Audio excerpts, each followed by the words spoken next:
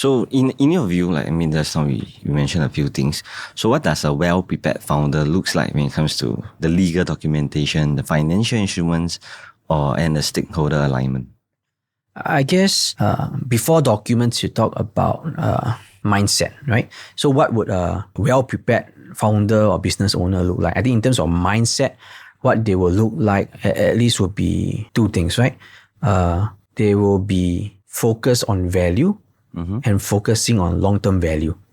And so what that means also is they'll be constantly on the lookout to see how to protect the company, thinking in legacy planning, thinking in talent acquisition, right? And growing the talent pool within the company. The other aspect of a well-prepared founder or business owner would also probably, so not saying this in a provocative way, but in most of the situations where I have and where that business owner is particularly more successful than others, it is element of paranoia, right? So what you often see as a common trait in the more successful ones are they are constantly paranoid. And so they are not even waiting for the problem to surface. They are thinking of future scenarios. They are thinking of opportunities, but they're also thinking of future explosions and thinking how to preempt the situation. And even if the situation or the liability is going to be very remote, you know that they're already thinking about it already. And so it's that degree of paranoia that you see in some of the more successful founders or business owners. And because the mindset that I see usually are demarcated around these two mental frameworks, they are typically quite well prepared on the company end with properly drafted shareholders agreement, constitutions. And when I say constitutions, I really mean it, because the run of the mill and the norm that I see is people want to start business, and no fault, right? People want to start businesses, they go to a corporate secretarial company, they pay a few $100.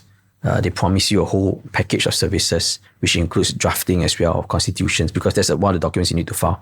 But they use the template. And in, I guess, 90% of the time it's fine. But when there's a dispute, then they'll start looking, deep dive the template and ask themselves why they just adopted a template, right? So one aspect of the documents that they will have are properly drafted, well thought through constitutional documents, shareholders agreements, right? The other aspect on their personal end would also be legacy planning, their wills, what arrangements they make within their wills for the transfer of shares or the holding of directorship after the transfer of shares. Those are made very clear. And then you find an alignment between how they plan, right? So if they have certain plans on the personal side, then they make sure the company's constitutional documents and shareholders agreement don't contradict it, right? So I have an example where a client wanted to come to us to make certain planning to have shares given to the family members. But this was not planned ahead. So with all the shareholders agreement drafted, with all the constitution already drafted, you realize those are not going to be possible. Because, for example, your shareholders agreement may have a clause that requires a right of first refusal. And so before you can even give the shares to anyone else, you have to offer the other shareholders a chance to buy. Right? But if you don't think ahead, then you start tripping up over all these things. Right?